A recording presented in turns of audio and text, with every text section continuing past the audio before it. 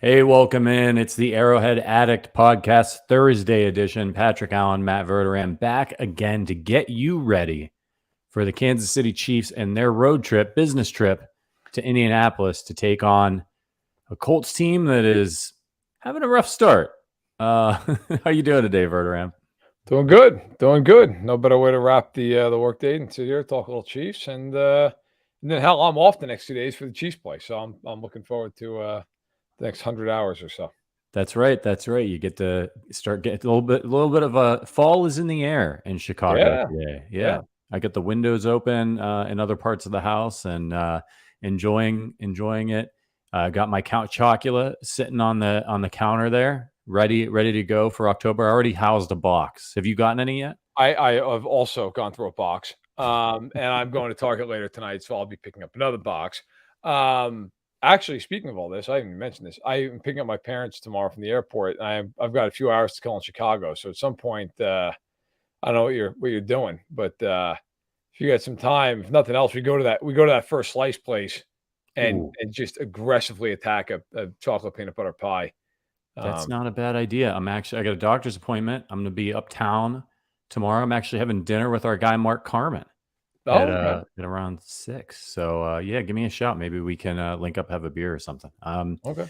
All right. As we make plans on the podcast, if any of you out there want to have a beer with me and Verderame in Chicago tomorrow, let us know. Shout out to everybody in the comments. We're letting everybody get in here, get ready for some Kansas City Chiefs talk. But first, I got to let you know that this podcast is brought to you by our friends at the Kansas City Beer Company at KC Beer Co. on Twitter. You know them. You love them. They make the finest German-inspired beer in Kansas City. They brew their beer according to the German purity laws of 1516. This is serious business. It's an award-winning brewery. It has a terrific lineup of brews. This is like prime Dunkel season, by the way. It's Oktoberfest. It's true. If you like a good Dunkel, theirs, I think, is hands down the best I've ever had. So check out our friends at KC Beer Co. on Twitter. It would really help us out if you would just drop them a line on Twitter and be like, hey, I heard about your beer on the Arrowhead Addict podcast. And better yet, if you're drinking one during the game or really anytime, take a picture of it, send it to them. They might give us more money if you do that. And if they give us more money, we'll keep doing this podcast and talking cheap for you guys. So, all right. Now that is out of the way, let's get into it. So Chiefs at God, I have my outline's a mess here, Verderame. I wrote Chargers. Probably a good thing I don't even look at your outline. Yeah. You certainly don't. Chiefs at Colts. Chiefs are -5.5 favorites in this game. I believe over-under is 50.5 for those who care about that. I think the line has moved, hasn't it? Was it? I saw it as 6.5. Did it move because of the Willie Gay stuff? No. So what happened was it was initially 3, and then the Colts did what they did in Jacksonville, and it went up to 6.5, and then it became 7 in some books. And now just a bunch of sharp money has just brought it down to 5.5. So I think there are people out there, and I get it, who believe the Colts just cannot be worse, and that at some point, like, they've got to play better, and it's a home game, it's their home opener. They probably get Pittman back, might get Shaq Leonard back. How much of a difference does it make? I don't know, but I think that's kind of the thought process. And the Chiefs are on the road, and it's a lot of points delay. But still, I believe, unless I'm pretty sure they're the biggest favorite on the road of any team this week.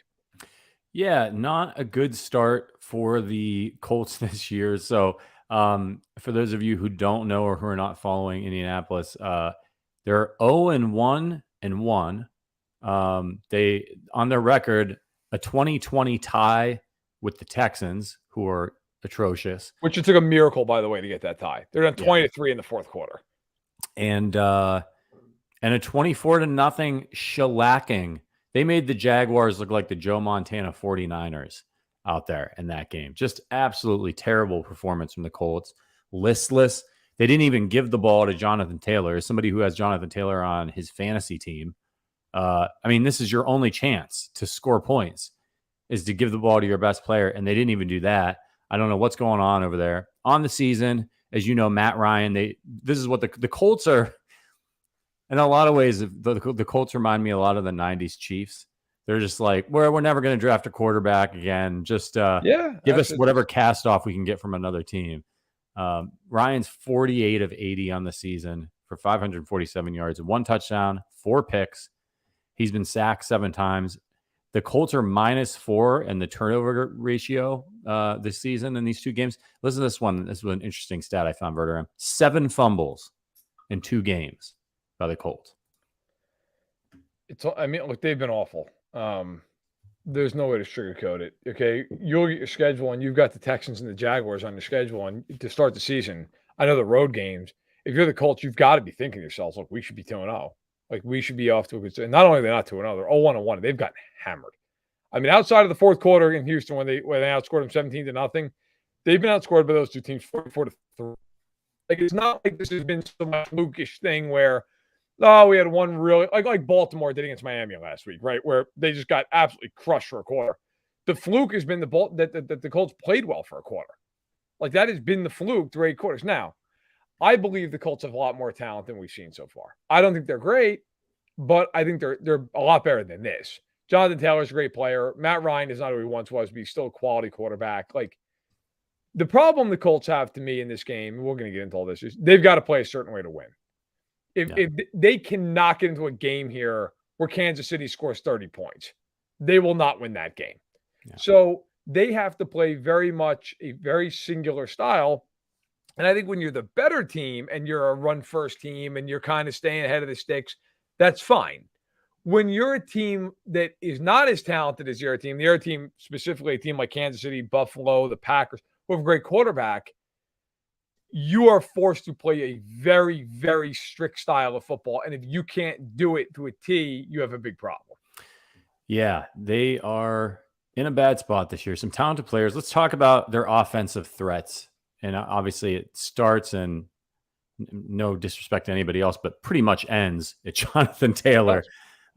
They don't have a lot of guys. Michael Pittman's a good young player. I don't want to take anything away from him. But what is your take on Jonathan Taylor? The worry coming into this game, of course, is you lose Willie Gay Jr. You'd really like to have him out there running around with a guy as dynamic as Taylor, but you still have Nick Bolton and his instincts. After last week with the Colts not scoring any points and not giving the ball to Jonathan Taylor enough, you got to figure this is a game where they're going to come in and try to feed him, right, and get back on track. No doubt. The Chiefs could be seeing 30 carries of this guy. How do they stop him? Well, I think what you do, and by the way, Taylor last year had 1,811 yards and 18 touchdowns on the ground. Okay, he averaged 5.5 yards a carry. But to your point, okay, this is obviously for last year. Their receiving totals, Michael Pittman had 1,082 yards. The next highest guy was Zach Pascal, who's now in Philadelphia. He had 384 yards receiving. Like, he was second. Taylor was actually third with 360, and then T.Y. Hilton at 331. And Hilton and Pascal aren't even there anymore. So, and they didn't it's not like they replaced him with a bunch of really good players. Like, they replaced him with Alec Pierce, who's a rookie, and Paris Campbell, who's done nothing to this point in his career. But as good as Pittman is, like, if you look at him, like, you say to yourself, wow, he had a lot of yards. How many games did he have last year with 100 yards? Well, forget 100. Here's the amount of games last year that he had with 90 yards or more. 2 of them. Once against the Niners, once against the Rams, and they went 1-1 in those games. So as good as Pittman is, he's more consistent than he is dominant. He'll give you about 60 to 70 yards a game. Now, this first week, he actually did have 120 against the Texans. But to the point on Taylor, look, I think the reason I brought all that up is I think this game is very simple in terms of how to defend this. You put 7-8 guys in the box and just say, beat us. Throw the ball anywhere. Throw it anywhere. Throw it to Pittman. Like, even if Pittman goes for 90 yards in this game, who cares? Nobody, as long as nobody else is killing you, who cares? They have no tight ends who bother you. They don't have any other receiver who scares you.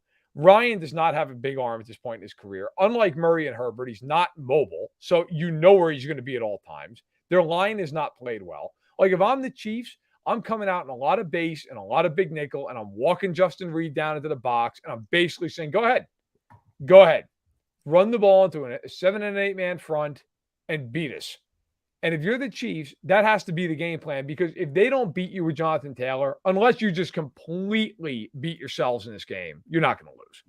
They just don't have the weaponry to beat you with anything else. So I think you have to just walk up to the line, play a big front, put Reed in the box, and say, go ahead. You want to run, we're going to beat you with the numbers every time. And the big key then is to tackle, which at times has been an issue for the Chiefs the first 2 weeks. Yeah, I think they'll have to watch out a little bit for Naheem Hines as well. He actually leads the team in receptions with 10 coming out of the backfield. They like to use him on third down a lot. He's not anybody you're scared of, but he's a guy who can help them move the chains. And obviously Matt Ryan likes to go to the running back. They'll throw it to Taylor a little bit as well.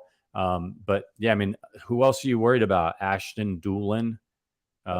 He's got. They're not good. Yeah, it's they're not. Mo Alley Cox, the tight end, who I've always thought would be a good fantasy player, and it never actually does anything.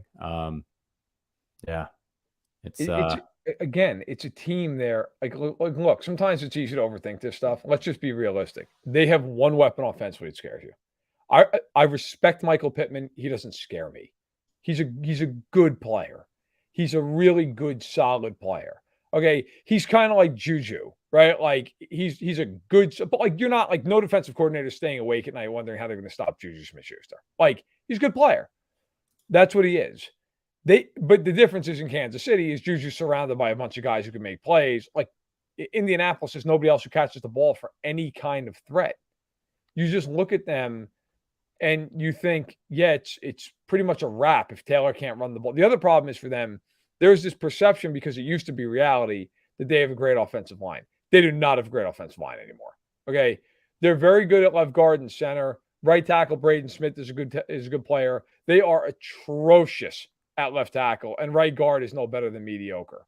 So look, again, you put a million guys in the box, you man up on their receivers, and you just say, listen, Thornhill can play single high safety. Ryan's not going to be zipping the ball in there. He doesn't have that arm strength. He is not anywhere near the arm Murray and Herbert have.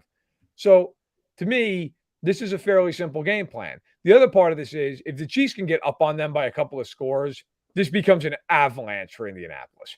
They are not built to. Indianapolis has to play a very certain way of football. Like they have to be up in the game, tied, within a score. If the Chiefs get them to where it's just, hey, Ryan's got to drop back and throw the ball 40 times, it's over. The game's over. But Taylor's the key to that whole thing. And the Colts, as you mentioned, man, you're right. They did not run the ball a lot against Jacksonville. That is going to be a point of emphasis in this game. The Chiefs have to stop the run. If they stop the run, they will win unless they turn the ball over a million times. If you look at their game against Houston, which, I mean, you almost want to just burn the tape from their game against Jacksonville. They were so bad that I don't know how much you could. Did you watch that game?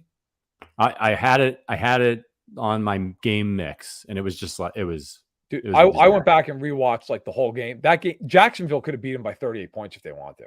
Jacksonville basically stopped playing in the fourth quarter, and the Colts still couldn't do anything. It was bad. It was bad tape. Here's something sort of fascinating.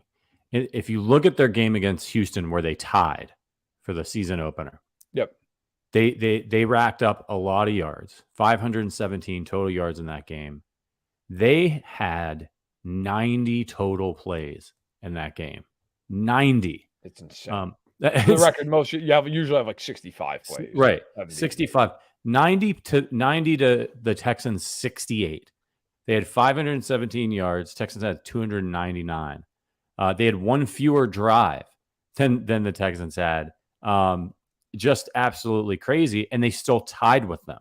Yep. They ran for 177 yards. Ryan actually was pretty good in this game. 32 of 50 for 352 yards, 7-yard average. He threw a touchdown on a pick, was sacked twice. But that was a game where Jonathan Taylor ran the ball 31 times for 161 yards and a touchdown. And then he got 4 catches for 14 yards. And even in that game, with that insane amount of plays, all of the production from Jonathan Taylor, they only scored 20 points and they tied a team like the Houston Texans, which is just mind-blowing. And then last week, 48 total plays from Houston. Brutal. Just completely nuts. So, I think offensively, somebody said in the chat, play them like the Bills played Tennessee the other night. It's not unreasonable. Yeah. I mean, it makes sense. Yeah. Look, there are a couple stats that I was looking at earlier today when I did the show with Ben Heisler, and I won't totally repeat them because I did the show, but I think one of the most indicative stats in football is your yards per play. Like that is, by the way, it's used a ton in betting, and I'm not even a bettor, but I think it's a very good stat. Baltimore offensively is the best in football right now, 7 yards per play. Then there's 4 teams that are tied for second: Buffalo, Kansas City, Miami, and Philly, all at 6.7. Okay. The Colts check in, tied for 18th at 5.3. They're tied with Atlanta. All right. But then you go over and you look at, okay, well, how many points per drive are you scoring? Right. I mean, that is the name of the whole game. Like, how many points are you getting across? Well, Buffalo and Kansas City are tied for the league lead, 3.10. Right. So 3.1. So if you're the Chiefs and the Bills, like, a field goal for you is somehow actually below your average, which is insane. The average for the record right now is like 1.78. So the Chiefs and the Bills are like almost double that. The Colts are dead last in football, 0.83 points per drive. Now, of course, you have a shutout in there. It's going to happen, right? But even if you look at, they're not scoring, but are they moving the ball well?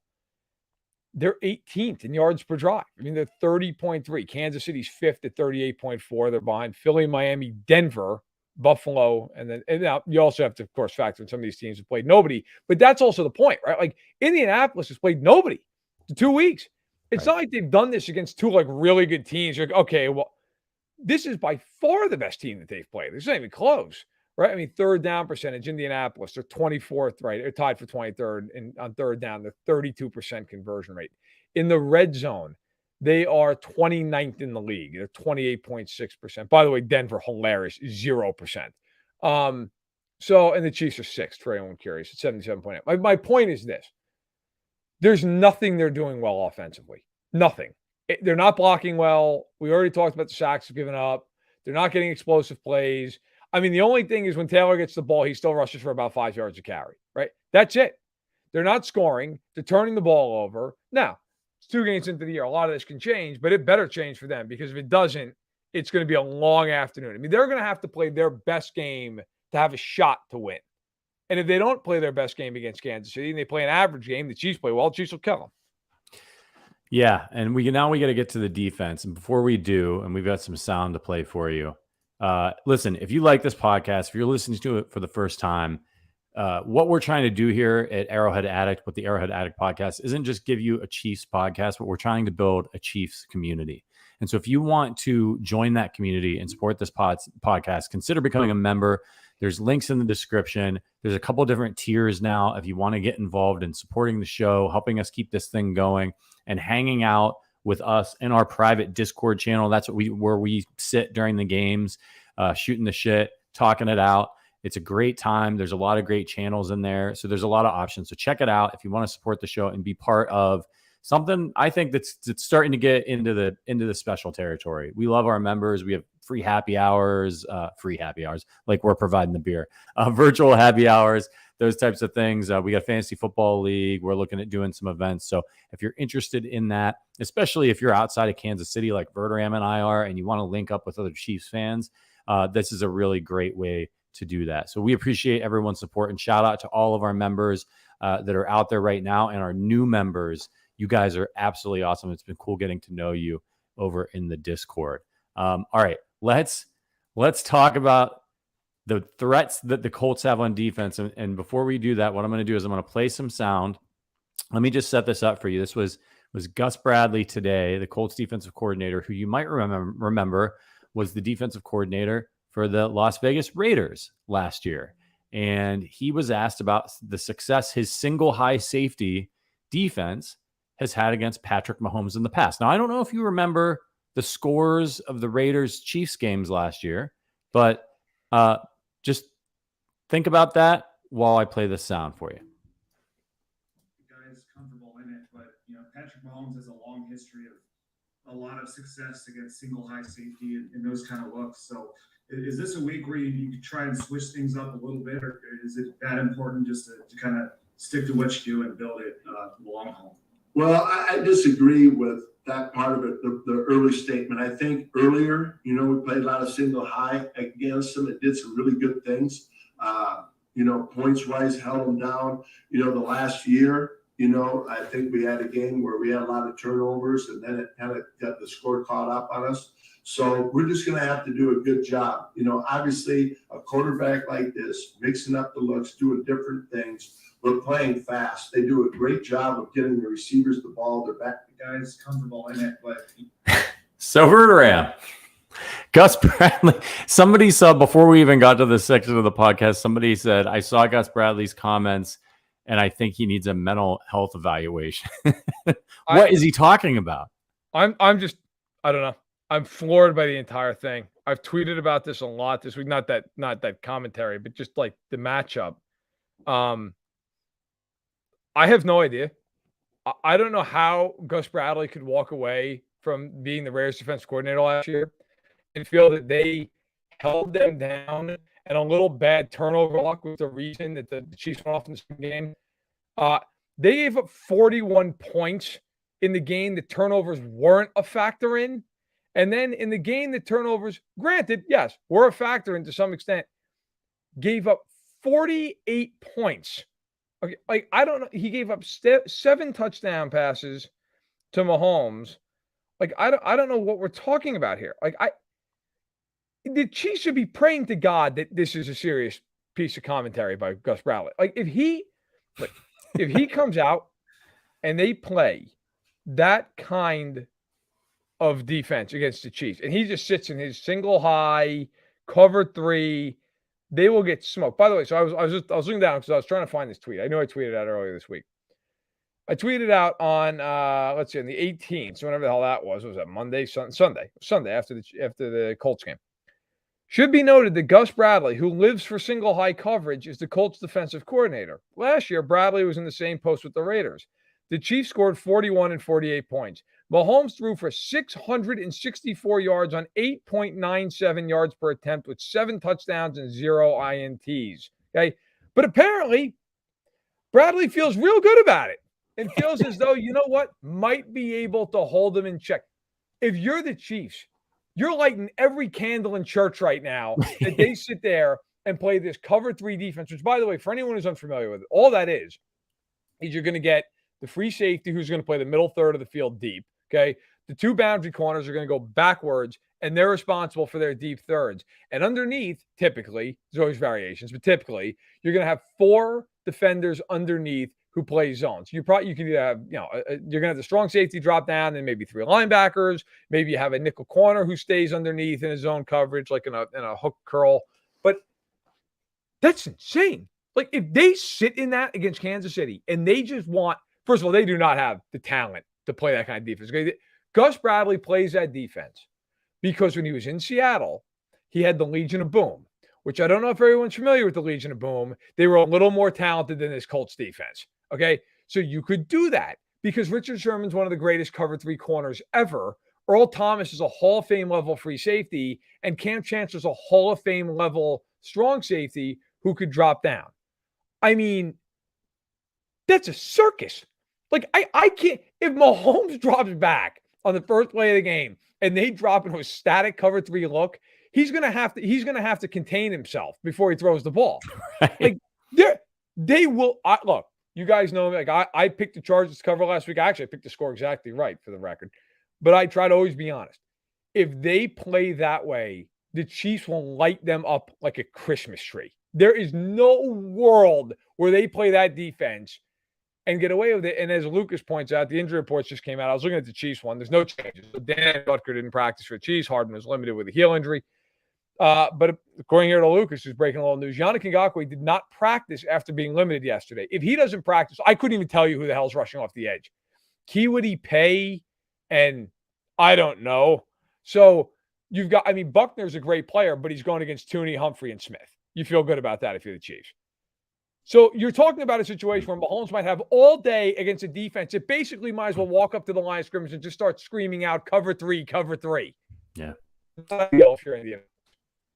Yeah, Mahomes seeing that kind of coverage is like me walking into the open bar at the wedding. It's just it's gonna happen, and it's relentless. Yep. I got a couple great nuggets here when we talk about the Chiefs offense. So our guy, co-host of the Wednesday show, Adam Best. By the way, I don't know if you guys have been tuning into the new Wednesday show. It's really great, a little bit interesting, different than what we normally do. They got some really great segments and stuff. So make sure you check that out on Wednesdays with Adam Best, Arrowhead Addict co-founder, and Sterling Holmes. Adam tweeted, and you can follow him, by the way, at Arrowhead_Adam. Said, among running backs with more than 10 carries, Clyde Edwards-Helaire has the third lowest stuff rate at 6.7%. Only Aaron Jones and James Conner have been stuffed less. Is it him? Is it the O-line? Regardless, the KC run game is smashing. That's really great stuff.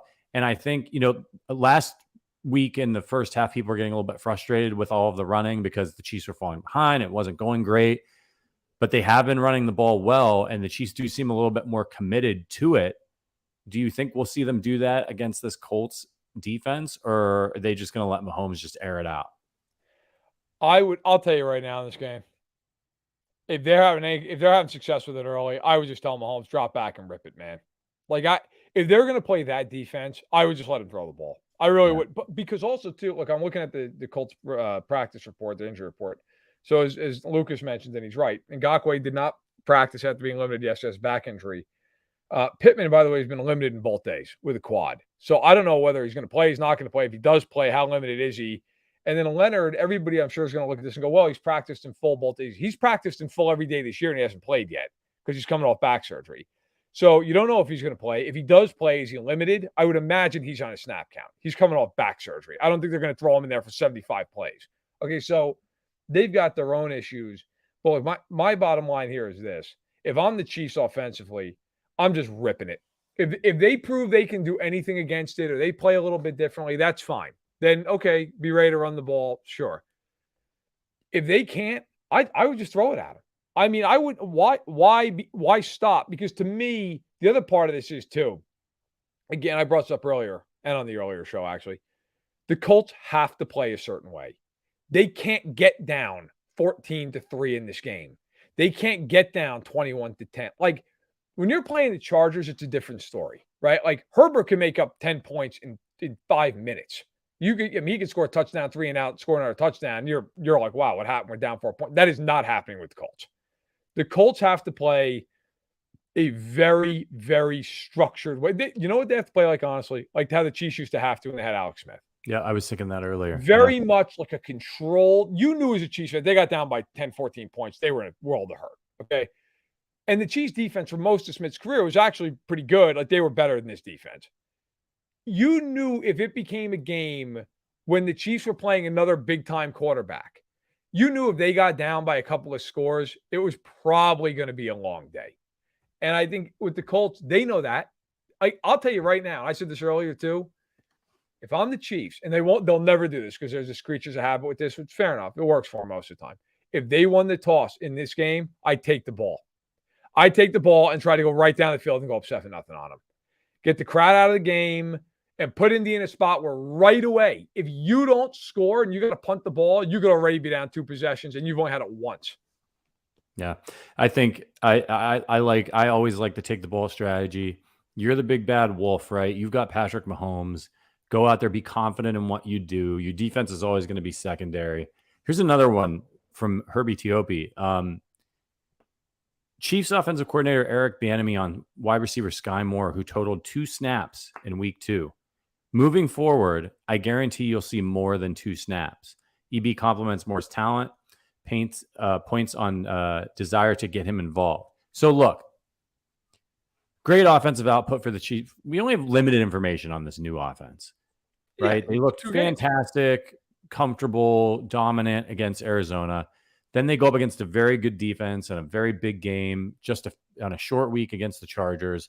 You don't see very much from Juju Smith-Schuster. You don't see very much from MVS. Do you think that the Chiefs, who they drafted Sky Moore, right? There was definitely a strategy here of let's get a lot of horses in the stable and see which ones are studs.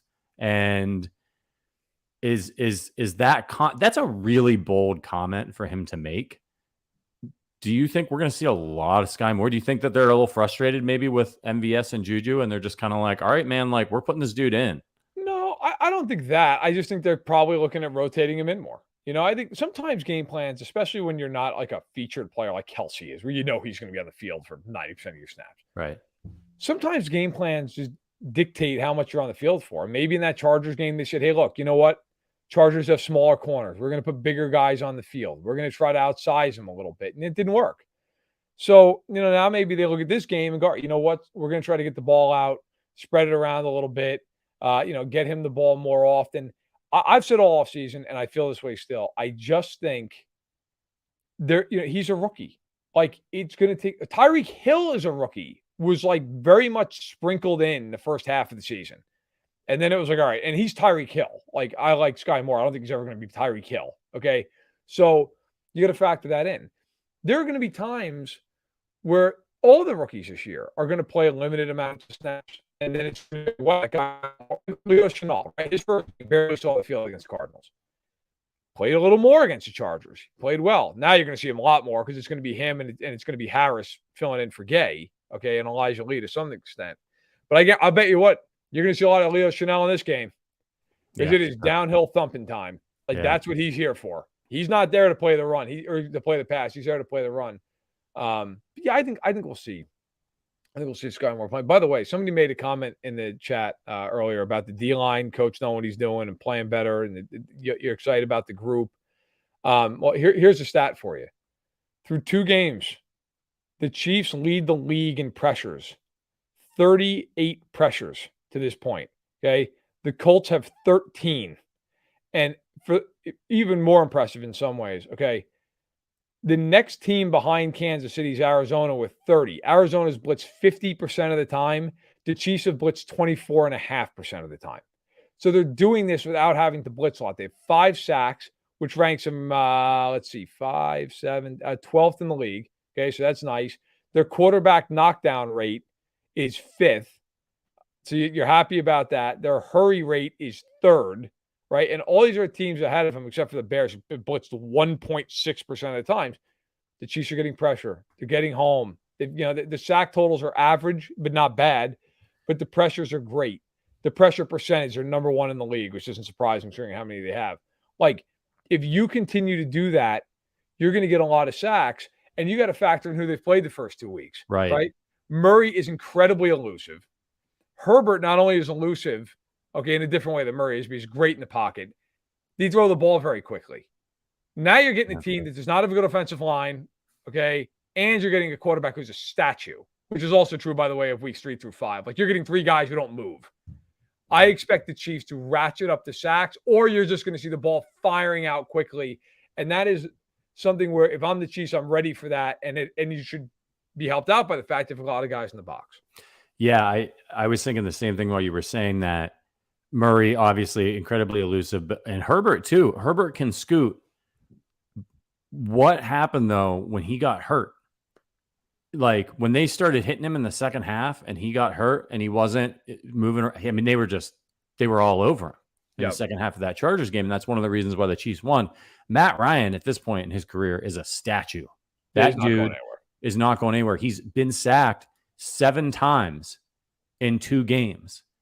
I think this is a game where if the Chiefs are able to stop Jonathan Taylor or contain him on first and second down, God help Matt Ryan. If they're getting that much pressure against those guys, and people maybe are disappointed in the sack numbers right now, but again, as you pointed out, went up against some elusive guys. Pressures matter a lot.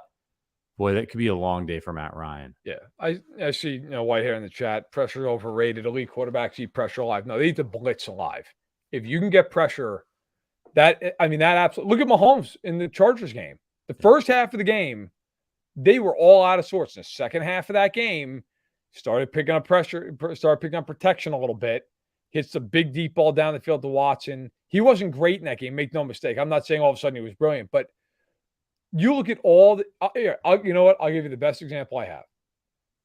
The best team I've ever watched play football in my lifetime, that undefeated Patriots team. I know they lost the Super Bowl. That team was that team was unstoppable, okay?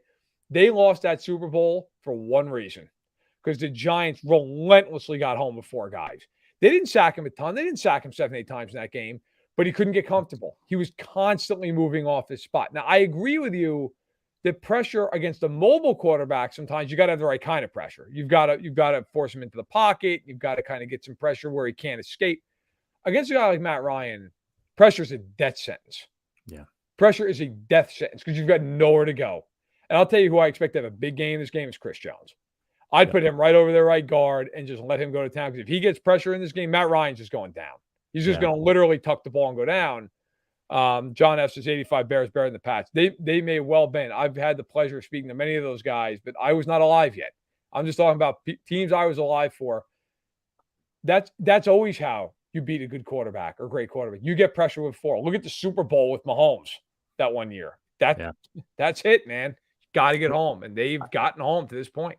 I think maybe what Whitehair is getting at, what pressure overrated elite quarterback. Maybe he was thinking more like blitzing. Good quarterbacks can eat blitzes alive, and they can. Totally. I agree with that. Yes. If you can't get pressure with, a well-timed blitz can be effective, of course, but if that's the only trick you have in your arsenal, a guy like Mahomes is going to eat you alive. But if you're getting pressure with 4, that's where you accelerate the clock in the quarterback's head.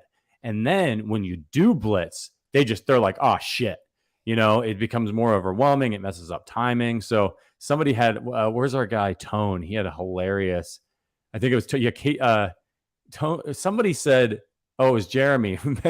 Matt Ryan makes Roethlisberger from last year look like Usain Bolt. Yeah, Matt Ryan is running in quicksand. I mean, he's not going anywhere. You guys are hilarious. Clifton Johnson says Chiefs have jumped from 22nd in third down defense in 21 to 6th thus far this season. Yeah, look, we're still early. But Keith says Colts are going down faster than a stone. I'm with you, man. This is going to be this has the potential to be, if the Chiefs don't allow Jonathan Taylor to start running wild on them, keeping Mahomes off the field, that sort of nightmare scenario. If they can be stout on first and second down against a really good back, they have a really clear advantage in this game. Let's just talk really quickly, Verderame, about the opportunity that this game presents for the Chiefs in the AFC West. We talked about it, you and I, a little bit right before we went live on the podcast. The rest of the division does not look great. The Chiefs have the tiebreaker over, with the exception of the Chargers. You got a banged up quarterback in Los Angeles. Chiefs got a tiebreaker over the Chargers.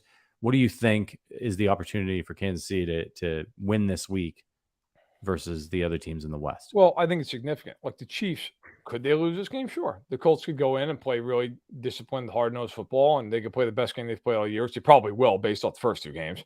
It's not a huge bar to clear. And the Colts could just say, look, we have to win this game. I mean, the one thing when you're a good team, you bring out the best a lot of times in your team, because they know if they don't play well, they're going to get smacked. They know it. Like, I forget who it was. One of the Colts players even had a quote out of the locker room yesterday, like, we better play well. We're giving up 50. Like, they know they've got to put. Now, that all being said, if the Chiefs play a B plus game or better, they're winning. They're just better. I mean, they're going to win the game. But the point is, look, if the Chiefs go into Indianapolis, don't have any horrible injuries, handle business, you then start looking around the rest of the West. Well, you got the Raiders and the Titans in a last chance saloon game. Yeah. Right. I mean, you're both 0-2. It's in Tennessee. Renfro's got a concussion. Don't know if he's going to be able to play. Hasn't practiced this week yet. Denzel Perriman hasn't practiced this week yet. Like, the Raiders lose that game, you can send them out of port and just send them out to the ocean. They're done. Like, I'll go on. I don't care. I have no fear about that on the record. They're done. They're 0-3. They are cooked. Denver is 1-1 and has looked as bad as any decent team in football could possibly look against 2 horrible teams. So you look at that and wonder, okay, 1-1. They get the Niners coming into the building now. Jimmy Garoppolo, and now it looks like George Kittle's going to play for the first time this year. I think the Niners are going to win that game. I really do. I think the Niners are going to handle Denver pretty significantly. And then, I won't say that it's my upset pick of the week because I didn't pick it. But I honestly, I'm so close to picking this. I would not be surprised if Jacksonville beats the Chargers this week. And the reason being twofold. Herbert is hurt. I have no idea what he's going to look like for 4 quarters. Like, what happens if 5 minutes into the game he gets drilled in the ribs? Then what? Right. I have no idea. Does he finish the game? If he does finish the game, is he a shell of himself? I have no clue. Number 2, these are just the stereotypical games over the last handful of years with the Chargers that they lose. Games that, like, they're playing a team that has, like, a decent amount of talent, but, like, a team they should clearly beat. And they kind of sleepwalk through it, and they muff a punt, and they miss a field goal, and they push an extra point, and Herbert throws a pick. And then all of a sudden, you're like, oh, my God, Jacksonville's up 8 with 5 minutes left. I can't in good conscience say, think the Chargers are going to lose. I would not be at all surprised if the Chargers blow that game. Yeah, it's one of those games. I mean, they've just been that team, and until they prove that they're not that team anymore, that's sort of just in their DNA. We're just gonna have to see what happens. I mean, man, I'll be laughing my ass off if the Jaguars go into Los Angeles and beat them. Look, the Chargers haven't blown anybody out this year. Vegas gave them a good game. We'll see. There are some opportunities there. It's very early in the season. A lot of what we think we know now, we don't know. We don't know anything. As you always put it, wait till Thanksgiving. Let's see where things are at Thanksgiving. All the early part of the year is about, if you're a really good team like the Chiefs are, is winning games and staying healthy. It doesn't matter what it looks like. I mean, look, yeah, sure, you'd love to look more like Buffalo than Denver right now, but, like, you just want to win games. Because I always look at it like a bank account. Like, you win games, you're making deposits. You're making deposits, right? And the more you have in the bank, like, if you lose a game later in the year, you can withdraw a little bit and you're okay, right? Whereas, like, if you screwed around, like last year, frankly, with them, where they had to go on a huge run to finish the season because they were 3-4 and they played like crap. Like, this team, I look at the schedule, like we all talked about it before the season started, right? Like, this is going to be such a hard schedule. Let's be honest. Okay, they're 2-0. They've just beat their biggest division rival. They should beat Indianapolis. They should win the game. You're missing McDuffie, and I know he's out for a few more weeks at least, and Gay's now suspended. None of that should matter in this game. They should win this game, okay? Then you go play Tampa, which, I mean, I respect Tampa. They could certainly lose that game, but Tampa is missing a million guys. So who knows there? They clearly should beat the Raiders in week 5. I mean, the Raiders, I don't care who's missing. The Chiefs should win that game as long as Mahomes is there. And then you get the Bills and the Niners. But if you look at their schedule after the bye, they got 10 games, 5 home, 5 road.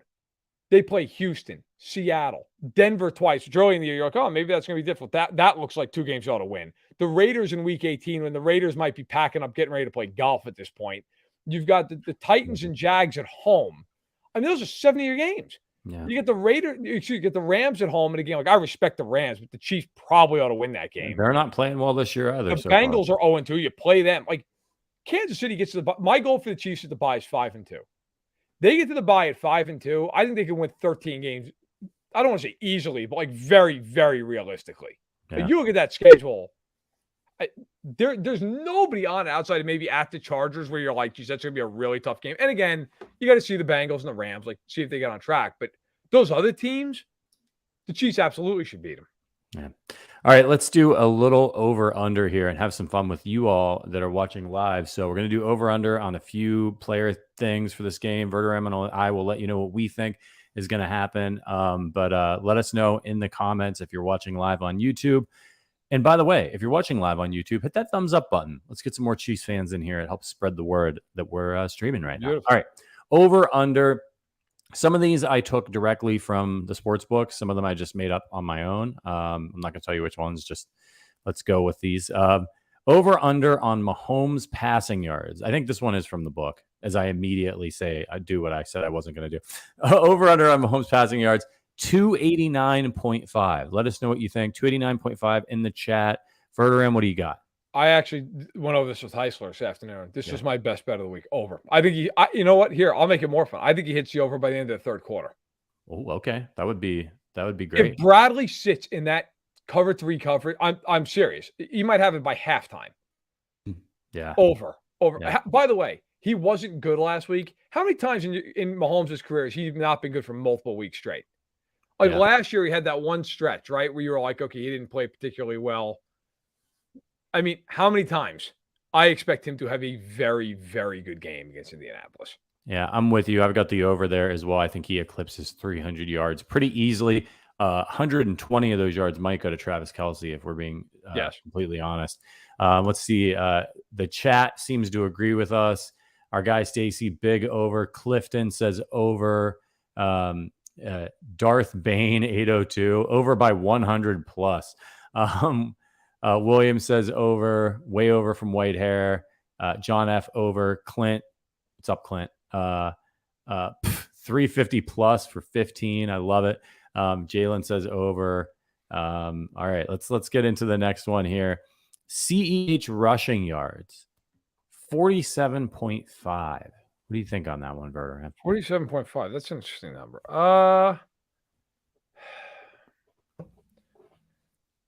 It's hard with him because they rotate guys in, but you guys all know I've been critical of him. He's been great the first 2 games. Great. My favorite play of the first 2 weeks is him just running Derwin James over at midfield. Which, by the way, like what a joke of a franchise the Chargers are. Like all their fans are putting out like these murals of like Derwin James tackling Travis Kelce. You lost. You lost by 10 before garbage time. Yeah. Like just sell it. Like, hey guys, awesome. That's like the banner the Colts have hanging, which maybe we'll see this week. It says 2014 AFC finalist. That's the saddest thing I've ever seen. Okay? That's really bad. But I will go over. You know what? I'm not going to go for like 100 yards or anything. I mean, if I'm going huge on Mahomes, like, unless she's got 550 yards of offense, I think over. He deserves it over here. He's played really well. Hell, he had one run last week that would have put him over by itself. Yeah, I think I'm going to take the over too. I think he could get to 50 yards. I don't think he'll have a massive day. I think they'll probably throw it a lot on these guys to try to get a nice lead. But yeah, let's see what the chat says. John says over. Stacy says over. Jalen over. Elijah under. Okay, Elijah. Gunny D says over. Clifton says over, but no exclamation points. Clint says over for Clyde too. Yeah, man. On the banner thing, what is an acceptable banner for you? Can you hang an AFC Championship banner? Yes, I think you can. Even if you lost the Super Bowl, that's okay. Yeah, I think you can. That's an accomplishment, man. You get all the way to the Super Bowl. Like, I don't have a problem with that. I think, look, I've always been a big believer in. Now, football is different because most teams don't have a dome, so you're not hanging a banner. But like, if you win a division, I'm okay with it. If you win now football maybe not as much. There's only 4 teams in the division. It'd be like a flag. You can do the flag, like division champ flag. Now the Chiefs don't hang anything else in the Super Bowl. Yeah. They only have the 2 Super Bowl banners up. But I think if you win the conference and Super Bowl, like as a kid, I always went to Devils games, New Jersey Devils games, and they always had like the division and the conference, and then in the middle they had the 3 Stanley Cup banners. But it always used to crack me up. Like I remember, so when they went in 2012, they played the Kings in the final and they lost to them. And my then girlfriend and I went to the opening night game the following year. We're like, oh, that's cool. See them like hang the banner. And they were like, they shoved that thing in a corner and just put it up like before the season. And they're like, yeah, we won the conference. Like, okay.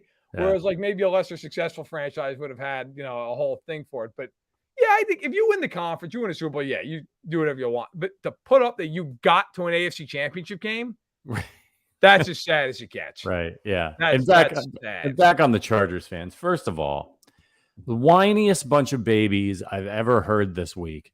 Just, the refs, it's rigged. They just want more. I just get out of here, man. Y'all lost, crying about the interception that didn't happen. Okay. I'm with you. But I got to say something in total fairness. Okay. So Willie Gay gets suspended this week.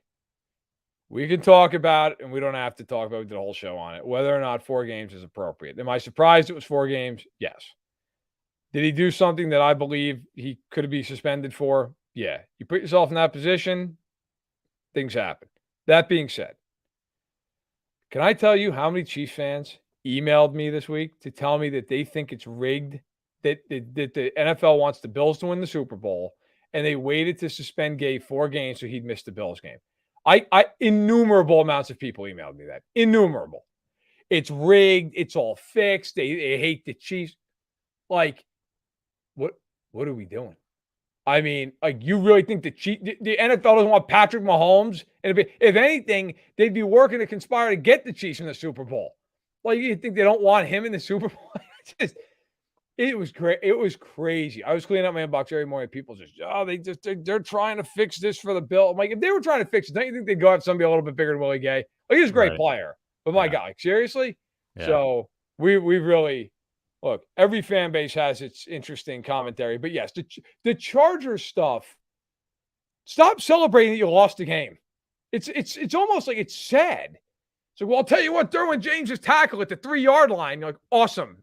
And he got trucked into the ground like 8 plays before that. Yeah. And you lost. Yeah. Like, what are we doing? Did you see Travis Kelce has a podcast with his brother Jason, who plays center for the Eagles. I decided why I love Travis Kelce, man. He's just laughing about that play. You know, Chiefs fans, Chargers fans are arguing about it on Twitter. Chiefs fans are like, should have been a penalty. And then you see Travis Kelce talking about it, and he's like, yeah, I was going up. And I was kind of chuckling to myself. I was telling my wife the story, and I showed her the video actually. And he's like, I was chuckling on the way up to myself, and my wife says he's a madman because I had shown her the play. And he says, "This is not going to end well for me. What goes up must come down." And then he said, Derwin James, reached out to him later in the game and was like, "Hey man, you good?" So just hilarious, but yeah, hilarious that some Chargers fan painted a mural of that. I saw somebody on Twitter, a Chiefs fan, was putting a bounty out saying anybody who lives near there, if you spray paint the score under it, I'll give you $150. Speaking of, shout out to Daniel for the super chat. The refs didn't throw a pick six. Indeed, my friend. Indeed. All right, let's get back to over under. Jonathan Taylor rushing yards, 83.5. Chiefs have been good against the run this year. Did a nice job against Austin Eckler. 83.5, Jonathan Taylor. What do you got, Verderame? I'm going to go over on this because I think the Colts are going to have to absolutely commit to running the football. And if they run the ball 20 times, he's probably going to go over 83 yards. If he doesn't, my God, it's going to be a killing. Yeah, I have to go over. I think I can't in good conscience sit there. There's also my alma mater's calling me to try to get more money out of me. I love that. Hey, would you like to write us another check? I would not. Thank you, and thanks for coming. Yeah. But you know what? I think I got to go over here. If he doesn't go over that number, they are going to get absolutely buried, right? So, the only way to me he doesn't go over that number is if the Chiefs just get a big lead early and it just becomes something where he only carries the ball 12 times or something like that. Right. Yeah, I got to go over. He's a great player. I think he'll be right around 100 yards. One way or the other. I agree with you, and the chat seems to agree as well. William says under, Stacy says over, Keith under, Clifton under. A lot of you guys actually are pretty confident. Gunny says under, Elijah says over, Jalen says over. We're missing Willie Gay. Yeah, that's going to impact things. Leo Chanel's he's gonna get to go crack some skulls though. That could be interesting. Jerome says over for JT. Daniel says over. All right, let's do another one here. Juju Smith-Schuster receiving yards. I set this one at 50. What do you got? Over. Over. I think Mahomes is going to go nuts. I think Juju's going to have a good game. I like the over. And by the way, Darth Bain brought up one really good point I wanted to mention earlier. He said he's talking about Willie Gay. Willie's strong point is pass coverage, and Darius Harris is a great run defender. I don't know if I'd call him a great run defender, but it is true. Like, I've seen a lot of people point it out, like, oh, well, without Willie Gay, they're not going to stop the run. No. If Nick Bolton wasn't there, they'd have a major problem. Like Willie Gay, look, I think Willie Gay's an awesome player. I'm not denigrating him. He's awesome. He's in the playoffs when they play big quarterbacks. He's going to be a huge, huge, huge part of what they need to do. He's not a great run defender. He's not a bad run defender, but like Bolton's a great run defender. Bolton is just constantly in the backfield. I don't think it's going to hurt him that much against the run. I think it'll hurt him against teams that throw the ball to tight ends and backs. It's the culturally, the backs a little, but nothing crazy. The tight ends, they don't throw it at all. Yeah. I think it hurts him more against, like when they play the Raiders with Waller, like they're going to have to come up with something there. Right. But as far as Juju goes, get back to the question, over. He was really good against the Cardinals. He had over 75 yards in that game. Last game, he went quiet. I think he has a good game. I think he could be somewhere around 80 to 90 yards in this game. They got to get him going. Chat seems to be pretty confident. Mighty Sphinx says over. Darth Bane says over for sure. Clifton over. William over. Gunny over. Tom Hood says Juju better go over that. Daniel says 75 yards over. Shout out to our members, by the way. You guys are awesome. Yeah, over for Juju says Jerome. Over says Jalen Butler. Rick says over. All right, next up here, Chris Jones sacks. I set this at 0.75. Okay, so the half sack he goes on. Yeah. I like that. I go over. I said earlier in the week, or earlier in the show, I think he has some matchups here against the right guard. I think he can really take advantage of. And look, one thing about Ryan, he's not going anywhere. He's not going anywhere. In fact, I'll flip this on you guys. So I'll take the over on this. I think he gets a sack. I'm just completely pulling this line out of thin air. The Chiefs for the day, 4.5 sacks. Would you go over or under? Ooh. I'm going to go under on that, but I could see them getting to 4. Okay. I think Chris Jones is going to have 2 in this game. And They I had think 3 against the Cardinals, they had 2 against the Chargers. Yeah, I think Chris Jones gets 2, and I think today, I think this is the game where Karlaftis gets a sack. Okay. Yeah. What do you guys think out there? We're getting a lot of overs. Daniel says under, but I think we get production elsewhere. Jerome says over. Going to go off. Chris gets 2, says Rick. John F says Chiefs 4+ sacks on the day. Love it, man. Daniel says Chiefs get 4. Let's do it. All right. Nick Bolton tackles 8. Oh, God, over. Big time over. Because they're going to run the ball, and Nick Bolton is a tackling machine. Do you know Nick Bolton's on pace for like 170 some odd tackles this year? Wow. Yeah. So he's going to get he's going to get over. I would, like, if you put that line at 12, I might take the over. He's just, first of all, they have 2 ends in Karlaftis and Clark. To say we want about Clark, and like rightfully so, he's very good about setting the edge and forcing guys back inside. And if you have 2 edges that do that with Bolton, he's going to make the tackle. So over. I think he might even, honest to God, he might have 12, 15 tackles, somewhere in that. I mean, if they run the ball a lot with Taylor, yeah, I think he's going to have a lot of tackles in this game. Yeah, Chad agrees with you. Lots of over. I'll take that as well. Stacy says over. Clifton over. A lot of people saying 12. William over. Bolton gets 12. I think 12-14 could be possible in a game like this. Rick says way over. Check the DraftKings app. I might have gotten that from DraftKings. Maybe I wasn't paying attention to what I was doing, but I might need to go put a little wager on that one. Maybe they don't know. Maybe they don't know about Nick Bolton at the sports books. Might be a way to make some money. All right, and then last one here, Mahomes rushing yards. I got it at 19. I will say under because I don't think he's going to get pressured a lot. And when you play his own defense, it's harder to run against that. Okay. So I'll go under. I think he's going to have a massive day throwing the ball. If Bradley is dumb enough to sit in that, I still can't get over that. If he's really just going to go, cover 3, we're good. Yeah. I will say one thing about this game. Sometimes with the Chiefs, the one thing that the coaching staff does drives me out of my mind. It's like, I feel like sometimes there's really obvious things that the Chiefs, watch the game. You're like, how, we knew this all week long. How could you not be prepared for this? Like the first half of the Chargers game last week, when everybody and their mother was like, hey, stop Mike Williams. That's all you have to do. Double him. Do whatever. And the Chiefs just came out and played a drop zone coverage and just let him go for 100 yards in the half. Yeah. And then came out in the second half and like, man, you know who's really killing us? Mike Williams. Probably got to adjust to that. They had 1 catch in the second half of the game. That is my one fear in this game, is that they just completely unprepared for a cover 3 defense. They have no idea they're prepared. If they prepare for that, I think Mahomes goes crazy on the gas to run. Yeah. A lot of people think Mahomes will get more than that. John F says Mahomes 25 yards. Stacy says over. He'll have one run or something for 25 yards. Yeah, that would be it, right? Somebody said, Williams says he'll run on a 3rd and 4 and turn it into a 25-yard gain. Yeah, that's what would make that. That's not one I would put money on with a guy like Mahomes, because you're right. He could just sit back there all day and carve him up and protect himself. And then there could be one play where, they play man or something and he gets flushed out of the pocket and just runs for 25 yards. So not one I would want to take with a guy like Mahomes, but I don't want Mahomes running, man. Not unless he has to. I want him sitting back there, nice and protected, get that ball out. I don't even like seeing him get hit. He's gotten hit too much for my especially liking this year. In that stadium. The Chiefs' history in that stadium, like, keep guys upright, please and thank you.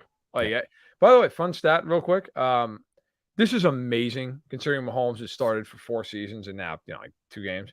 So I was thinking about this. I don't know what made me think about this, but I wrote it down on my notes on my phone. Mahomes has only failed to beat 5 teams in his career in the regular season. The Rams gets a shot at them this year. The Seahawks get a shot at them this year. I imagine if as long as he's upright, he's winning that game. The Vikings, the Titans get a shot at them this year, and the Colts. Wow.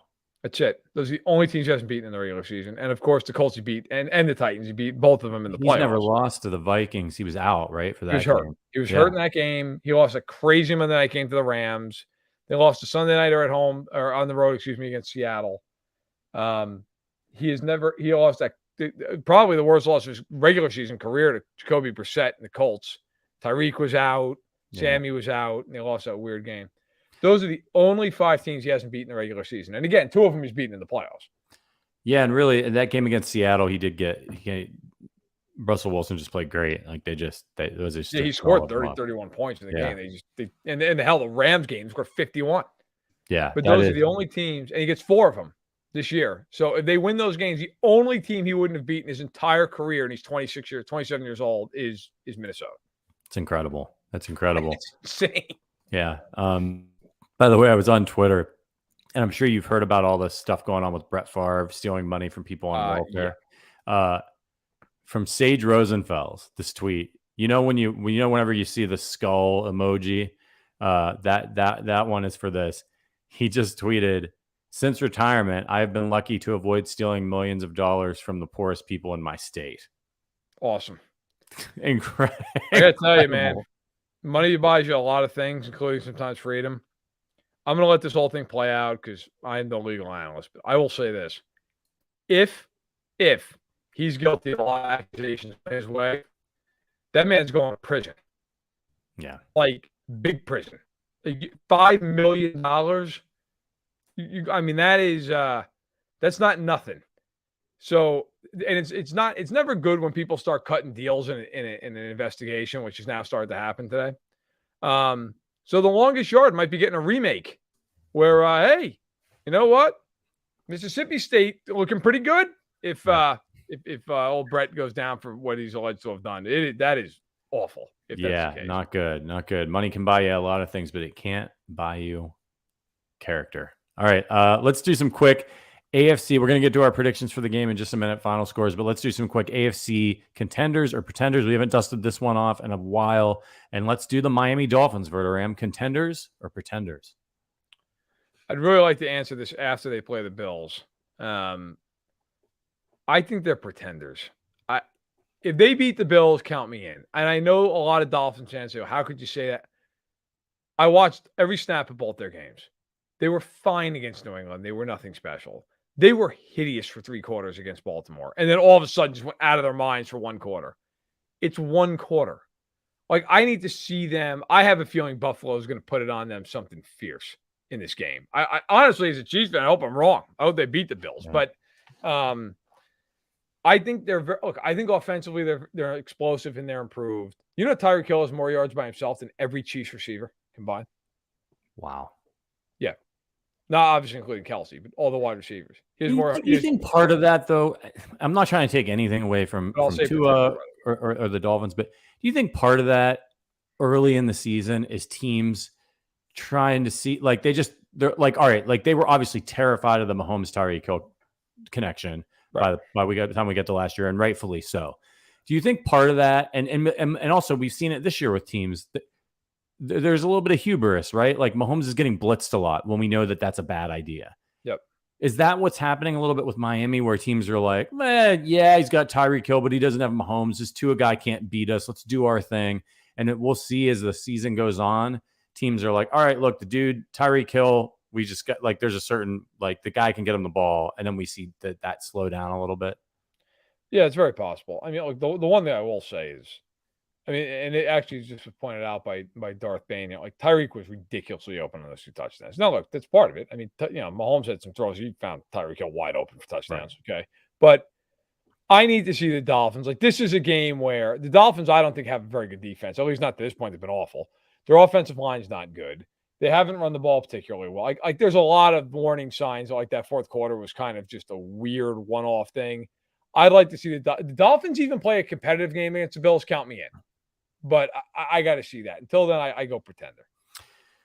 Yeah, I'm not sure yet. I'm just not sure. I'm going to say contender right now. They went and they beat a pretty good Baltimore team and did it handedly. We'll see how it goes, but that Bills game will be a nice litmus test for them. All right, before we get to our final score predictions, and we want to hear yours as well, quick listener review. As you know, this is a podcast.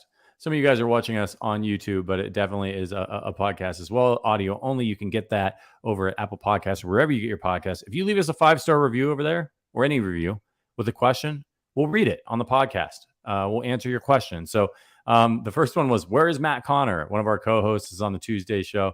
What happened? Why so many shakeups? I need answers today. Hey, man, listen, it was... Matt just had a week off, had some things he had to take care of. So we switched it up a little bit. And as far as the shakeups go, we told you guys we wanted to bring you more Chiefs content and expand this family that we're trying to build here in the Chiefs Kingdom at the Arrowhead Addict podcast. So we brought you a Wednesday show and we're bringing you some extra content. So hopefully that's good. The way we look at it is, hey, you don't like the Wednesday show? That's fine. Can't stand me and Verderame? Listen to the Tuesday guys. We want to give you options to get as much Chiefs content, because if you're like me, all I think about is the Chiefs, man. Chiefs and Count Chocula. Can't get enough. So last one comes from our guy Wesley. Great stuff. Love the pod. Huge fan of Verderame's accent. That's a Boston accent, by the way. Yeah. How many this is an interesting question, Verderame. How many of the Chiefs teams in Patrick Mahomes' time does the current Chiefs team beat? So it took me a minute to figure out exactly what he meant, but no, I know what you mean. Yeah. Wow, that's a really interesting question. It's also hard to say it's so early in the season with this team.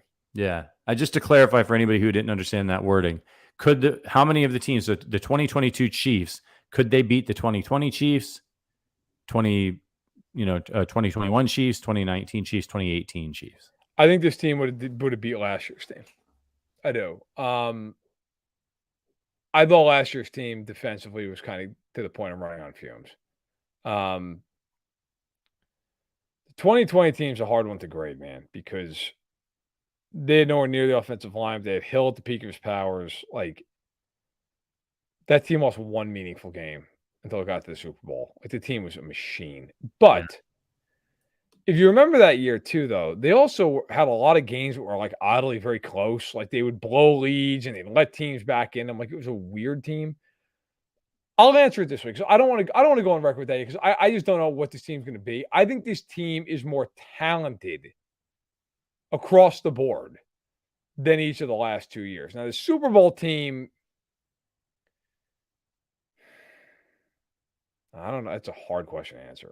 They beat the 2018 Chiefs with the terrible defense, but the explosive offense. That 2018 team was a juggernaut offensively. I don't know, man. This is a great question. I don't know how to answer that.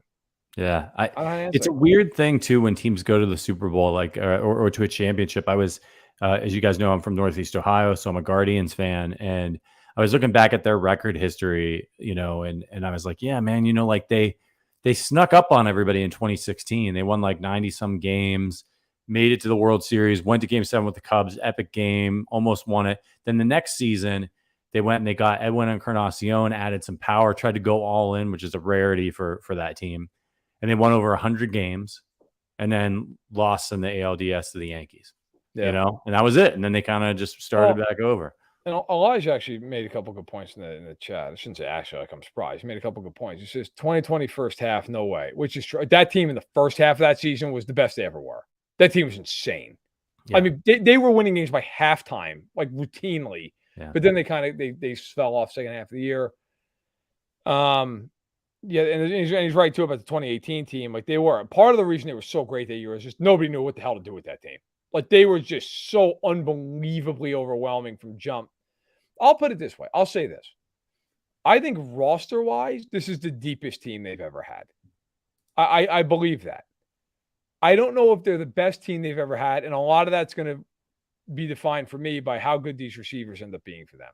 My biggest fear with this team is they don't have explosiveness on the outside. That is my biggest fear.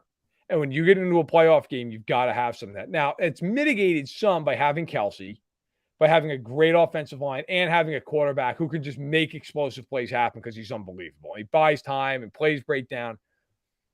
That's my biggest fear with this team. Like, somebody asked me the other day, if it was the draft tomorrow, what would I draft in the first round? And I said an explosive receiver.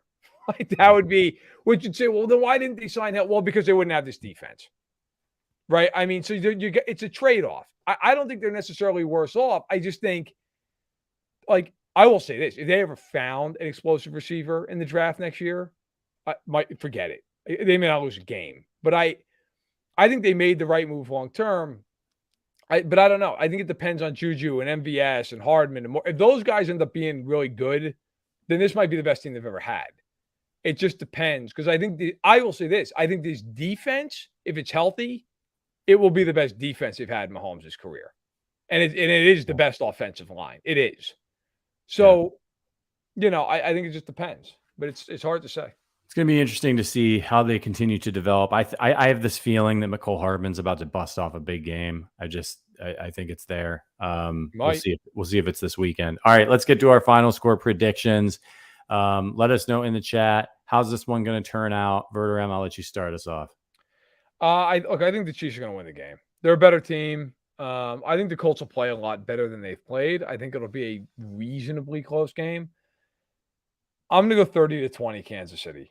I don't think it's a blowout, but I also think it's one of those games you never really feel like they're ever really going to lose the game.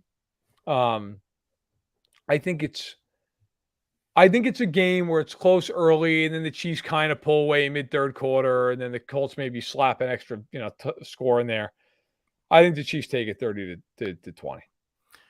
When I made my prediction earlier this week for arrowheadaddict.com, I had it Chiefs 24, Colts 17. I thought that the Colts might kind of get Jonathan Taylor, and you're losing one of your linebackers. I thought some disjointedness on the defense, but after talking it through and doing some more research, the Chiefs pass rush, Matt Ryan, Mahomes, Gus Bradley, I'm going to amend my 24-17 to a 30-17 win for the Chiefs. Let's see what you guys got out there in the chat. Darth Bane, 51-21 Chiefs win. Colts start scoring against backups. Williams says 48-10 Chiefs. We have you guys convinced, it seems like, too, that the Chiefs are going to roll in this one. Jeremy says 37-17. Chiefs score that flatters Indy. Chiefs in a score that flatters Indy. 37-17. John F. Chiefs 24. Chiefs 34. Colts 23. Jose says 31-20 Chiefs. Elijah 38-24. Lucas 35-28. Chiefs way too close for comfort. Lucas, the pragmatist of the group. Elijah says Chiefs. Clint says 42-17. Stacy 34-21. Colts get a garbage time touchdown, and it might look closer than it really is. Ill Gaming 35-14. Gunny D curb stomp alert. I love that. We'll get a couple more. JPG 31-24 Chiefs. John F says I really think it depends on Ryan. Jerome 28-17 Chiefs. I love it. 3-0 start. Kansas City's got a really tough schedule. Let's get this win and get out of there. Get out of Indianapolis. Maybe they'll stop by the Motorhome Hall of Fame when they're out there. Verderame's favorite vacation absolute spot. Worst fucking place in the world. You know that trip, 13 hours from Chicago to my parents' place in New York. You know they put an extra wing on that damn place. Are you serious? They're building it out. Oh my God. One of these days I'm going to stop in there and be like, what the fuck do you have to do to be in that Hall of Fame? Right. I have to know. Right. What is it? Yeah. What is the threshold? Do they vote on this? Right. Like, do people just pull in and just demand that, hey, look, I got an RV, so I'm in? Yeah. I mean, look, I think Indianapolis is a great city. I love going to the Combine every year. Okay, a little too much at times, but get a lot of work done. That, however, the state itself outside Indianapolis, not a lot going on. Nope, not a lot. Yeah, stop by the RV Hall of Fame if you're ever driving there through Indianapolis. All right, guys, we will. Verderame will be back tomorrow with a Film Friday.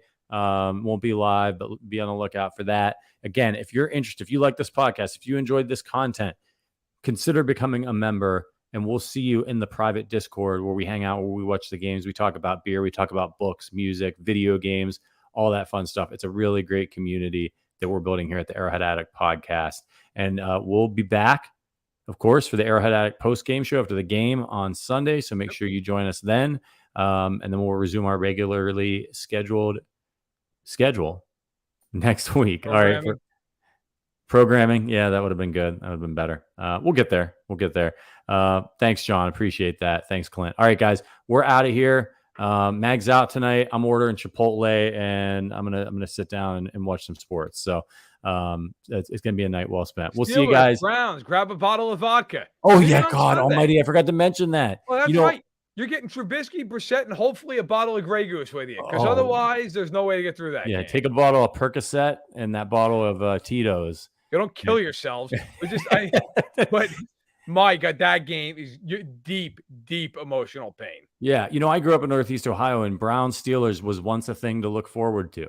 And fans ought to come together to cancel this game. Yeah. Yeah. I mean, this is it. Like, it just talk about, you ever see, for all you Wire fans out there, the famous scene from The Wire with Bunk when he's talking to